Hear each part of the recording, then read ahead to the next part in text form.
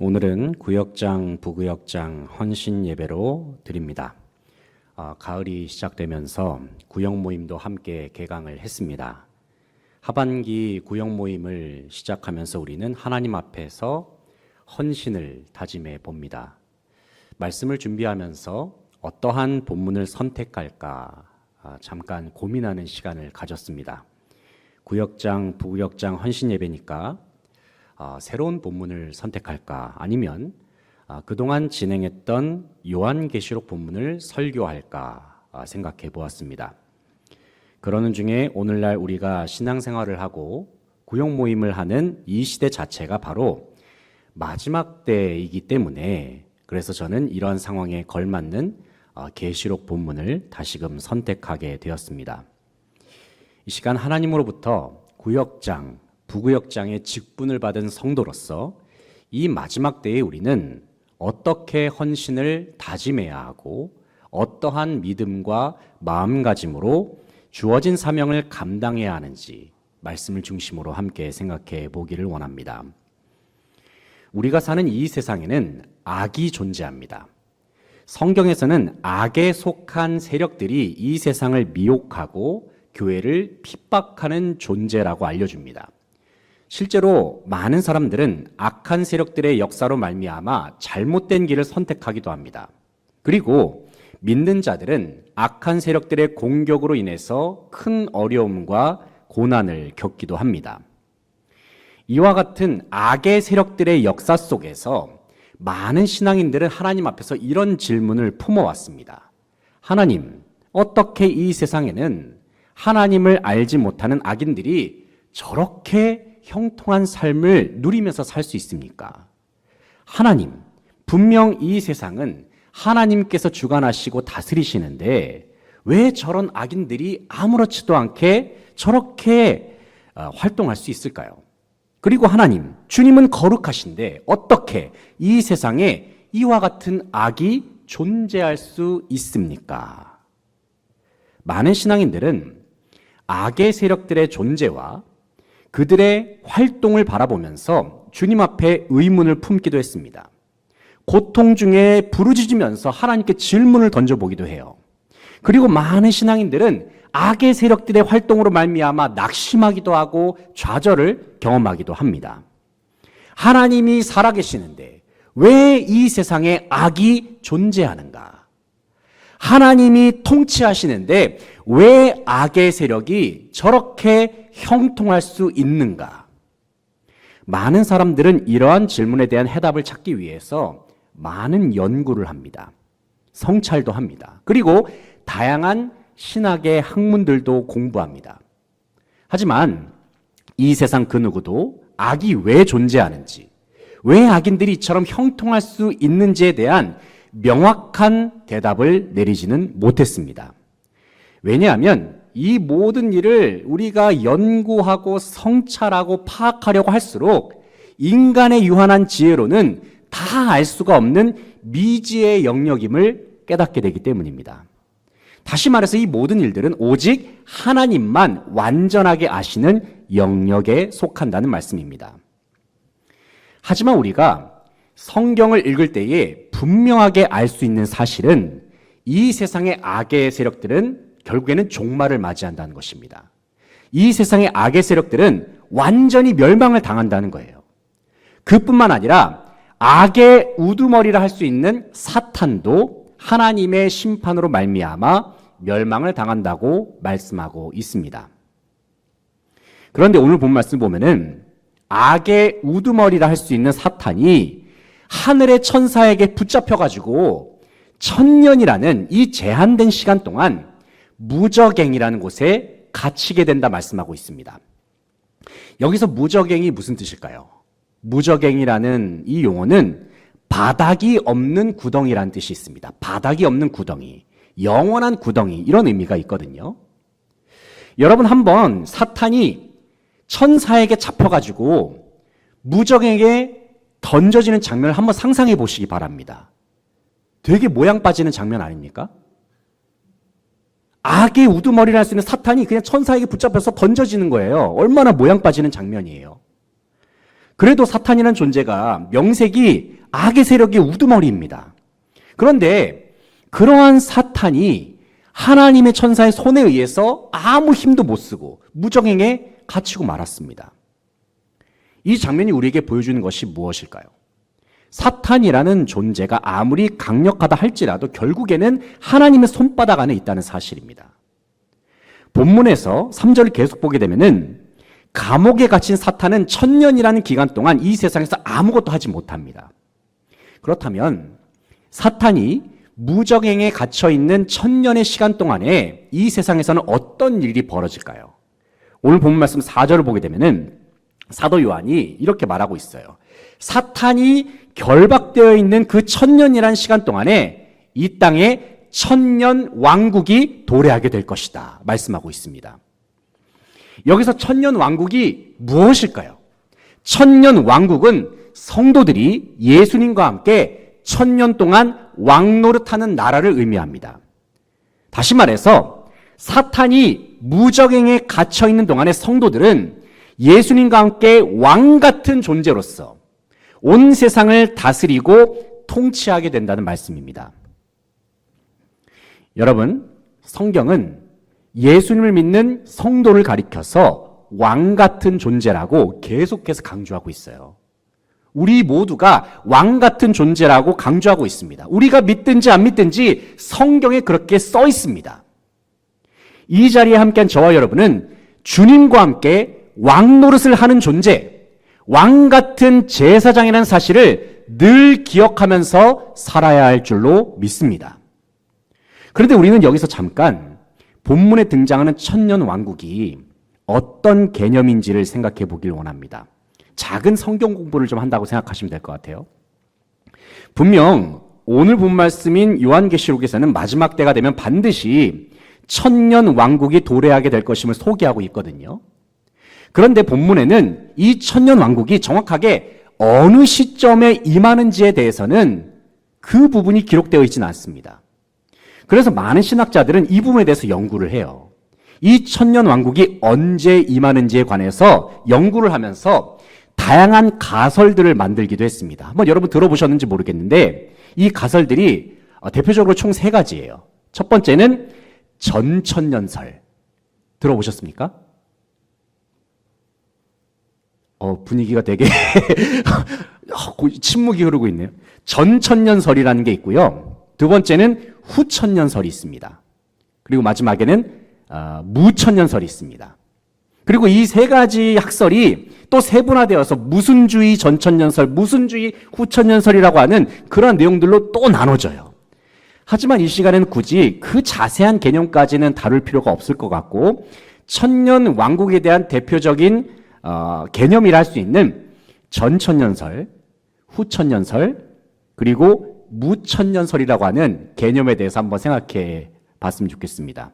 조금 이 개념들이 우리가 들었을 때는 조금 생소할 수 있거든요. 하지만 1000년 왕국에 대한 이러한 개념들을 우리가 어느 정도의 신앙의 연조를 가지고 있다면 상식적인 성경 지식으로 알고 있으면 좋습니다. 먼저 전천년설입니다. 한번 화면을 보여주시겠습니까? 제가 이렇게 좀 정리를 해봤는데 전천년설이 무슨 입장이냐면은 1000년 왕국 전에 1000년 왕국을 기준으로 했을 때 1000년 왕국 전에 예수님의 재림이 있다는 가설입니다. 1000년 왕국 전이에요. 예수님의 재림이.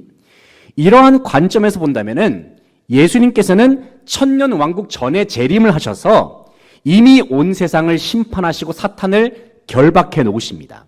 다시 말해서 전천년설에서의 1000년 왕국은 예수님께서 재림하신 이후에 이 땅에 실현되는 개념입니다. 전천년설에서 예수님의 재림이 언제 일어난다고요? 1000년 왕국 전에. 그래서 전천년설입니다. 이해하기 쉽죠? 그래가지고 제가 저렇게 강조를 해놨어요. 1000년 왕국 전에 예수님의 재림한다는 이 가설이 전천년설이에요. 자, 그렇다면 퀴즈. 후천년설은 뭘까요? 1000년 왕국 후에 예수님의 재림이 있다는 가설입니다. 너무 잘 따라오고 계시네요. 이러한 견해에 따르면 예수님께서 재림하시기 전에 이제 이 세상에 천년 왕국이 도래한다는 그러한 개념이거든요. 이러한 후천년설의 입장에서 보게 될 때에 여기서 사탄은 이미 예수님의 십자가 사건에 의해서 이미 결박된 상태입니다. 이미 결박된 상태예요. 후천년설에서의 천년왕국의 기간은 어떤 기간이냐면은 이미 사탄이 결박된 이후에 천년왕국이 이미 시작이 된 거예요. 천년왕국 후에 예수님의 재림이 있다 그랬잖아요. 그러니까 예수님께서 재림하시기 전에 천년왕국이 이미 시작된 것이죠. 그래서 이 천년왕국은 어떤 기간이냐? 주님 다시 오시는 그날까지 주님의 공의가 점진적으로 완성되는 시간, 이 천년왕국이라는 기간 동안 주님의 평화 그리고 주님의 뜻이 점차적으로 완성되는 시간이 바로 이 후천년설에서의 천년왕국의 기간입니다. 그리고 나서 이 모든 일이 성취된 다음에 주님의 재림이 그 후에 후천년설, 천년왕국 후에 예수님이 재림하신다고 보는 견해가 후천년설이 되겠습니다. 이해가 되시나요? 전천년설 예수님이 재림이 언제라고요? 전천년설은 천년왕국 전에, 후천년설은 예수님이 재림이 언제? 천년왕국 후에. 잘 따라오고 계세요. 마지막으로 무천년설입니다. 무천년설. 이 무천년설이 무엇이냐면 이 땅에 눈에 보이는 천년왕국은 없다라고 보는 견해예요. 그러니까 이 무천년설이라는 이 견해에 따르면 이미 사탄은 예수님의 십자가상에서 결박이 되었죠. 그리고 천년왕국은 교회가 탄생되는 역사와 함께 시작되었다고 보는 견해가 바로 무천년설이 되겠습니다. 이러한 견해에 따르게 되면 우리는 이미 이 세상에서 주님과 함께 왕노릇을 하면서 살고 있는 거예요. 이미 천년왕국이 진행되고 있으니까. 하지만 이러한 무천년설의 입장은 요한계시록의 문맥과는 조금 어울리지 않는다라고 보는 그러한 비판도 있습니다. 바로 여기까지의 내용들이 천년왕국에 대한 기초적인 개념들입니다. 그런데 이러한 천년왕국에 대한 학설들을 이해하는 것보다 더 중요한 것이 있습니다. 그것은 본문에 기록된 천년왕국이라는 곳은 바로 이 자리에 함께한 우리가 장차 참여하게 될 나라임을 알아야 하는 것입니다. 즉 천년왕국에 관한 이야기는 그저 성경에 기록된 이야기가 아니라 우리의 이야기라는 거예요. 우리 모두의 이야기. 사랑하는 성도 여러분, 우리는 마지막 때에 장차 도래하게 될 천년왕국에서 주님과 함께 왕노릇을 하게 될 사람들입니다. 우리가 왕이라고요. 우리가 왕노릇을 하게 될 사람들이라고요. 그러므로 여러분, 우리는 신앙생활을 하면서 우리의 믿음의 시야를 더 넓힐 필요가 있습니다. 단순히 우리는 당장에 주어진 삶의 현실, 오늘을 살아가고 있는 이 세상에서의 삶만 주목해서는 안 됩니다. 왜냐하면 그리스도인에게 있어서 주어진 인생은 눈에 보이는 이 세상만이 아니라 영원한 세계, 영원한 나라로 연결되어 있기 때문입니다. 이 시간 오늘 본 말씀 묵상하는 가운데 영원한 하나님 나라를 바라보는 영적인 눈이 열리는 저와 여러분이 될 수 있기를 소망합니다.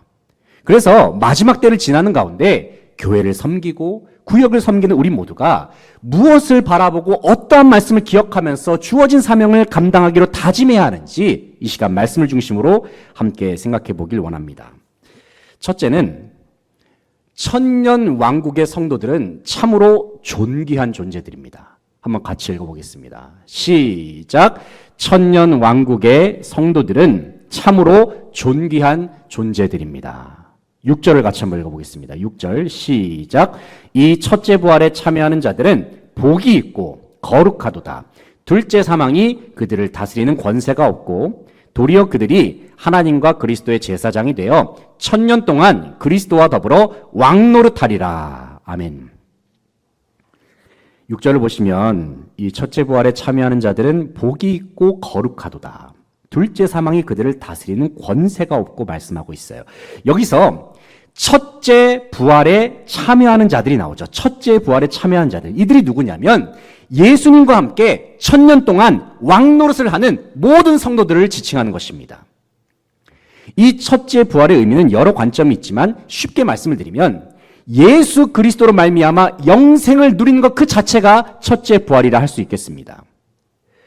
본문에서 요한은 첫째 부활에 참여하는 자들은 복이 있다고 말씀하고 있어요. 왜냐하면 그들은 만왕의 왕 되시는 예수님의 통치에 함께 참여하는 자들이 되었기 때문입니다. 6절의 하반절을 보시면 첫째 부활에 참여하는 성도들을 가리켜서 뭐라고 말씀하고 있습니까? 그들이 어떤 존재냐? 그들은 바로 하나님과 그리스도의 제사장이다. 이렇게 말씀하고 있어요. 또 그리스도와 더불어 무슨 노릇을 하는 사람들? 왕 노릇을 하는 사람들. 지금 우리 얘기를 하고 있는 겁니다. 우리 얘기. 여러분 이 이야기를 어색하게 들으시면 안 돼요. 아, 나에 대한 이야기구나라는 생각을 가지고 이 말씀을 대해야 합니다. 우리 얘기를 하고 있는 거예요. 그리스도와 더불어 왕 노릇하는 자들이다. 성경에서 이렇게 말씀하고 있어요. 여기서 지금 제사장이 나왔고 왕이 나왔죠. 제사장과 왕이 나왔는데 여러분 먼저 제사장에 대해서 좀 생각해 보길 원합니다. 제사장이 어떤 존재입니까? 하나님과 사람 사이를 중재하는 역할을 하는 존재가 제사장입니다. 왕은 어떤 존재입니까? 왕은 하나님께서 주신 권위로 세상을 통치하는 존재가 바로 왕이에요. 원래는 제사장과 왕의 직분을 함께 갖고 계신 분이 누구십니까? 예수님 뿐이죠. 예수님. 우리가 예수님을 어떻게 부릅니까? 예수 그리스도. 예수 그리스도라고 부르죠. 예수 그리스도. 그리스도란 말이 무슨 뜻입니까? 네? 메시아. 메시아가 무슨 뜻이죠? 그리스도란 말의 의미는 비슷하지만 기름 부음 받은 자라는 뜻이 있습니다. 기름 부음 받은 자. 구약에서 그렇다면은 기름 부음을 받은 직분이 총 3가지가 있는데 그 3가지 직분이 뭘까요? 이미 2가지는 여기 나왔어요. 왕이 있고 제사장이 있고 선지자가 있습니다. 예수님께서 그리스도로 이 땅에 오셨다. 기름 부음 받은 자로 이 땅에 오셨다는 것은 예수님께서 이 땅에 무엇으로 오셨다는 겁니까? 왕으로서 오셨고 제사장으로서 오셨고 선지자로서 이 땅에 오셨다는 것을 의미합니다. 그런데 오늘 본문에서는 예수님을 믿는 성도들도 예수님께서 감당하시는 왕의 직책, 제사장의 직책에 동참할 수 있는 영광을 허락하시겠다고 말씀하고 있어요. 그리고 성경에서는 예수를 믿는 모든 성도들을 실제로 그러한 존재로 변화시켜 주셨다 말씀하고 있습니다. 우리가 잘 알고 있는 베드로전서 2장 9절 말씀을 같이 한번 읽어보겠습니다. 성경에서 뭐라고 말씀하고 있는지 화면 보시고 함께 읽겠습니다. 시작. 그러나 너희는 택하신 족속이요 왕 같은 제사장들이요 거룩한 나라요 그의 소유가 된 백성이니 이는 너희를 어두운 데서 불러내어 그의 기이한 빛에 들어가게 하신 이의 아름다운 덕을 선포하게 하려 하심이라. 아멘. 사랑하는 성도 여러분, 이 자리에 함께한 저와 여러분은 주님께서 왕 같은 제사장으로 임명하신 하나님의 동력자들인 줄로 믿습니다. 다시 말해서 우리는 하나님께 속한 자들이고 하나님의 나라에 소속된 사람들임과 동시에 하나님과 함께 일하는 사역자들이란 말씀입니다. 그런데 놀라운 것은 이처럼 하나님께 속한 성도들을 둘째 사망이 절대로 건들지 못한대요. 둘째 사망이 건들지 못한다. 성경에 그렇게 나와 있잖아요. 여기서 둘째 사망은 지옥의 권세를 의미하는 겁니다. 지옥의 권세. 지옥의 권세가 하나님의 백성들을 절대로 건들지 못한다.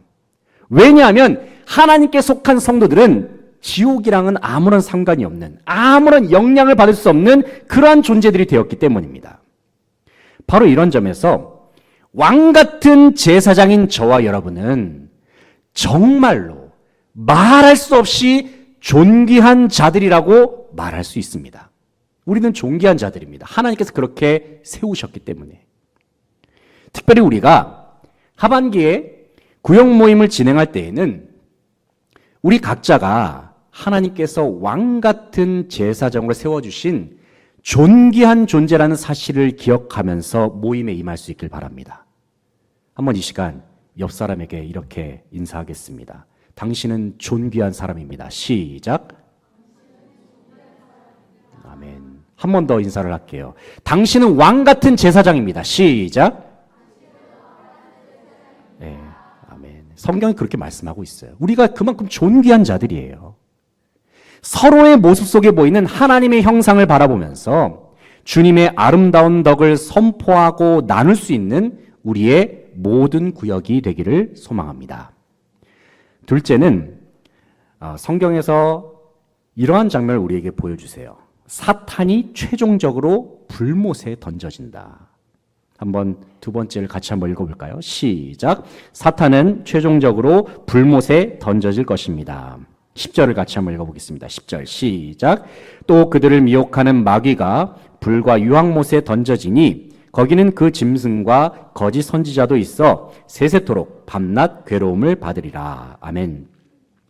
10절 말씀을 보시면 또 그들을 미혹하는 마귀가 불과 유황못에 던져지니 거기는 그 짐승과 거짓 선지자도 있어 세세토록 밤낮 괴로움을 받으리라 말씀하고 있습니다. 앞서 사탄은 1000년의 시간 동안 무적행에 결박된 상태였습니다. 이제 1000년이라는 기한이 지나게 되면 사탄은 무적행에서 풀려난다 말씀하고 있어요. 그리고 사탄이 이제 풀려난 다음에 계획하는 일이 무엇이냐면 세상을 다시 미혹하고 교회를 핍박하기 위해서 그의 세력들을 모으는 거예요. 그의 세력들을 모아서 다시금 하나님의 사람들과 전쟁을 일으키려고 준비하는 작업들을 사탄이 하고 있습니다. 그런데 구절을 보면은 이러한 사탄의 계획이 순식간에 물거품이 돼요. 너무 이 사탄의 모습이 모양 빠지지 않습니까? 왜냐하면 하나님께서 그 사탄의 세력들에게 내리신 불이 사탄의 세력들을 순식간에 태워버리고 삼켜버릴 것이기 때문입니다. 하나님께서 내리신 불로 말미암아 사탄과 그의 세력들은 회생불능의 상태가 되고 말았어요. 이제 사탄에게 남은 것은 최종 형벌뿐입니다. 그 최종 형벌이 무엇이냐면 불과 유황못에 던져지는 겁니다. 이 불과 유황못이 지옥불이잖아요. 영원한 지옥불에 던져지게 된다는 거예요. 이처럼 성경은 사탄이 최종적으로 지옥불에 던져지게 될 것을 말씀하시면서 이 세상의 모든 악의 세력들은 완전히 사라지게 될 것이다. 우리에게 말씀하고 있어요. 그동안 사탄이 이 세상에서 활동하면서 세상을 미혹하고 많은 성도들을 핍박해 왔습니다. 하지만 하나님께서는 때가 이르렀을 때에 사탄과 그의 세력들을 완전히 심판하심으로써 모든 성도들에게 최종적인 승리를 약속하셨습니다. 사랑하는 성도 여러분, 이미 결론은 성경에 다 나와 있습니다. 사탄과 그의 세력들은 결국에는 완전히 다 멸망당할 것입니다. 하지만 오늘을 살아가고 있는 우리는 여전히 사탄과 그의 세력들이 활동하고 있는 이 세상을 살아가고 있죠. 그렇기 때문에 악의 세력들은 오늘날에도 여전히 세상을 미혹하려고 하고 믿는 자들을 유혹하고 공격하려고 합니다. 베드로전서 5장 8절을 보면 우리가 잘 아는 말씀이 있죠. 근신하라 깨어라 너희 대적 마귀가 뭐같이요? 우는 사자같이 두루다니면서 삼킬 자를 찾는다 말씀하고 있어요. 이 말씀과 같이 우리의 대적 마귀는 지금도 우리를 집어삼키기 위해서 호시탐탐 기회를 엿보고 실제로 영적인 세계에서는 믿는 자들을 공격하고 있습니다. 그들은 성도를 비롯해서 많은 사람들을 삼키기 위하여 수단과 방법을 가리지 않을 것입니다. 때로는 달콤한 유혹으로, 때로는 세속적인 가치들로, 때로는 모든 힘과 권력을 통해서 그들은 사람들을 현혹시키려고 할 것입니다. 바로 이러한 상황 속에서 그렇다면 우리는 무엇을 기억해야 할까요? 그것은 사탄과 그의 세력들이 최종적으로 어떻게 멸망당하는지를 분명하게 기억하는 것입니다. 특별히 우리의 구역원들과 함께 모임을 가질 때에는 이처럼 유혹과 시험이 가득한 이 세상 속에서 우리는 서로 격려하면서 힘을 북돋워 줄 수 있어야 합니다. 쓰러진 지체가 있다면 일으켜 세워줄 수 있기를 바랍니다. 아파하는 지체가 있다면 함께 부둥켜 안으면서 그 아픔과 고통을 보듬어 주면서 함께 이겨내봐요. 우리가 이렇게 힘을 불어넣어 줄 수 있기를 원합니다. 한번 이 시간 옆 사람에게 이렇게 인사를 해보기 원합니다. 함께 이겨내봅시다. 시작. 함께 이겨내봅시다. 이런 의미에서 우리의 구역 모임은 영적인 충전소, 영적인 안식처가 되어야 하고 더 나아가서 영적인 훈련소로 자리매김할 수 있어야 합니다. 하나님께서 이미 우리에게 허락하신 승리를 기억하면서 합심하여 함께 기도하고 오직 주님을 의지함으로 모든 영광을 하나님께 돌려드리는 모든 구역이 될 수 있기를 소망합니다. 마지막으로 천년 왕국의 성도들은 생명책에 기록될 것입니다.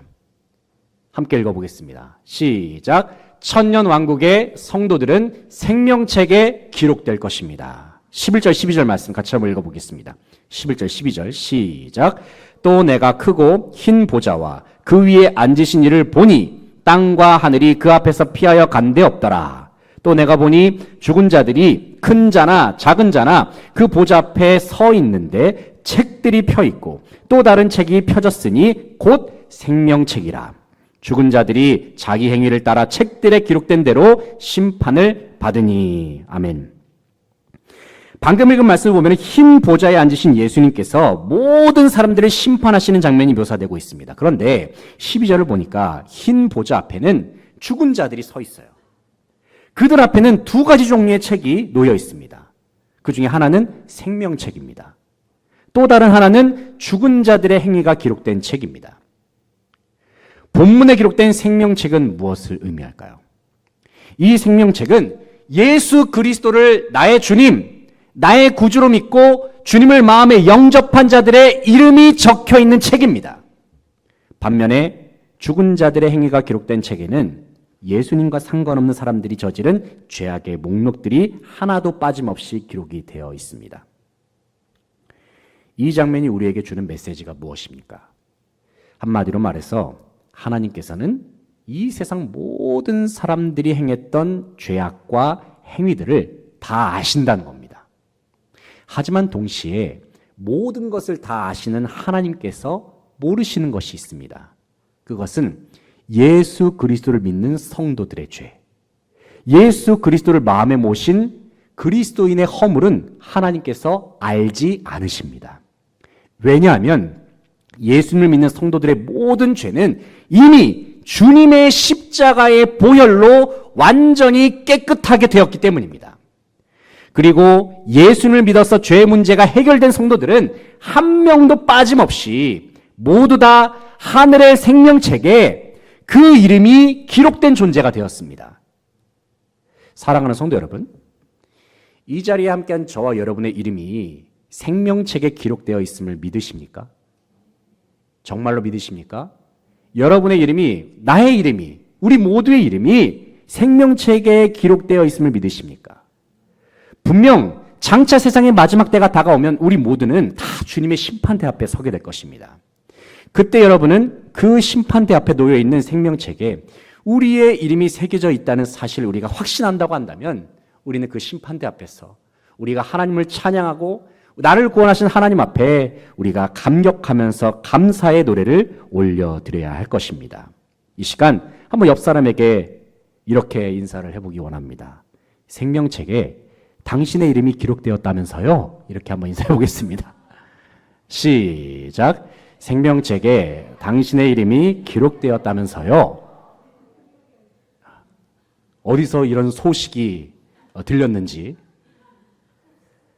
우리가 이 사실을 분명히 믿는다고 한다면 생명책에 기록된 우리는 주님께서 예비하신 영원한 거처, 햇빛보다도 더 찬란하게 빛나는 아름다운 천국, 새 예루살렘과 새 하늘과 새 땅에서 영원토록 살게 될 줄로 믿습니다. 특별히 우리가 구역원들과 모임을 가질 때에는, 구역 모임을 가질 때에는 우리 구역의 지체들 모두가 생명책에 기록된 자가 될 수 있도록 더욱 예수 그리스도를 붙잡고 의지하는 우리의 구역이 될 수 있길 원합니다. 그래서 모든 구역원들 한 사람도 빠짐없이 다 생명책에 기록된 자들이 되어서 함께 구원의 기쁨을 노래하고 함께 하나님의 이름을 찬양하는 모든 구역이 될 수 있기를 소망합니다. 이제 말씀을 정리하겠습니다. 사랑하는 성도 여러분, 지금까지 우리는 요한계시록 20장 말씀을 통해서 악의 우두머리인 사탄이 겪게 되는 결말과 함께 성도들이 경험하는 구원의 내용이 무엇인지를 살펴보았습니다. 하나님께서는 우리 구역원들 한 사람 한 사람을 존귀한 하나님의 자녀로 삼아주셨습니다. 하나님께서는 우리 구역원들 한 사람 한 사람의 이름을 생명책에 친히 기록하여 주셨습니다. 그리고 하나님께서는 사탄과 그의 세력들을 완전히 심판하심으로 모든 믿는 자들에게 참된 승리를 허락하시겠다고 말씀하셨습니다. 바로 이것이 우리가 구역 모임에서 나눠야 할 핵심적인 내용 중에 하나입니다. 우리가 구역원들과 모임을 가질 때에는 무엇보다도 복음에 관한 내용을 우선적으로 나눌 수 있어야 합니다. 주님이 우리를 얼마나 사랑하시는지, 주님께서 우리를 위해서 어떠한 일을 행하셨는지, 그래서 우리는 주님의 사랑에 힘입어서 우리의 삶을 어떻게 살아가야 하고 어떠한 결단으로 나아가야 하는지 우리는 구역 모임을 가질 때마다 매 순간 굳세게 다짐할 수 있어야 합니다. 무엇보다도 우리의 구역 모임은 세상 모임과는 달라야 합니다. 이 말은 우리의 모임에서 나누는 모든 이야기의 주제도 세상 모임과는 달라야 하고 서로 사랑하고 아끼는 방식들도 세상 모임과는 달라야 한다는 말씀입니다. 가끔 구역원들끼리 이야기를 나누다 보면 영적인 이야기보다도 평소에 사는 이야기들을 나누는 경우를 종종 볼 수가 있습니다. 예를 들면 어제 인터넷에서 물건을 샀는데 너무 좋아. 이거 한번 사봐. 뭐 이런 얘기라든지 우리 애가 어디 학원을 등록했는데 선생님 너무 잘 가르치더라. 어제 모처럼 맛있는 김치볶음밥을 했는데 가족들이 너무 잘 먹어. 이런 대화들 있잖아요. 이런 주제로 얘기를 나누는 경우가 많아요.